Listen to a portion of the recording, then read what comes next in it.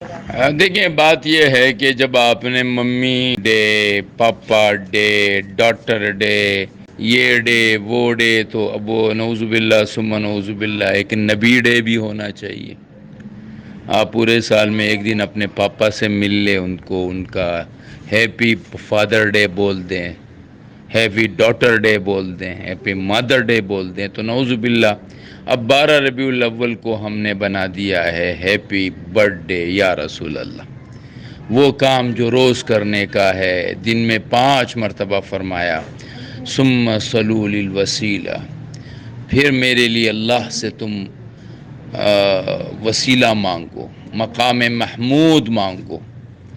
اللہم رب هذه الدعوة التامة والصلاة القائمة آت محمدا الوسيلة والفضيلة وابعثه مقاما محمودا الذي وعدته وارزقنا شفاعته يوم القيامة إنك لا تخلف الميعاد اللهم صل على محمد وعلى آل محمد۔